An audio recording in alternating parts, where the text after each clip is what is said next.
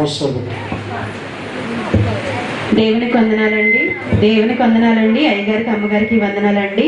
ఆవిడ పేరు శ్యామల, కొవ్వలూరండి. మరి తల్లిగారికి అయితే మరి 18 సంవత్సరాల నుంచి గర్భఫలం లేదండి. 18 సంవత్సరాలు ఎన్నో హాస్పిటల్ మందులు వాడారు కానీ ఫలితం లేదు.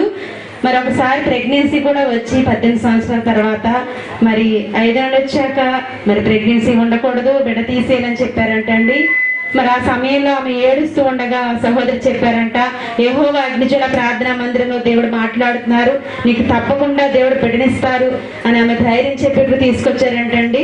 మరి దేవుడు అద్భుత రీతిగా మరి ఆ బిడ్డ గర్భఫలం తెరిచి చక్కని కుమారుని ఇచ్చారు.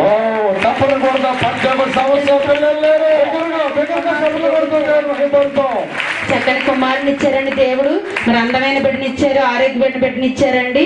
మరి 18 సంవత్సరాలు కూడా చాలా ఇబ్బందులు పడేవారంట అండి. అనేకమైన మాటలు అవమానాలు పొందారంట. ఎక్కడికి వెళ్ళినా కూడా దేవుడు సహాయం రాలేదు. మరి యెహోవా అగ్నిజ్వాల ప్రార్థనా మందిరంలో నీ కుమారుని ఇస్తాను దేవుడు వాగ్దానం చేసినట్లుగా దేవుడు సాక్షి దీవించి ఆశీర్వదించును గాక. అలాగే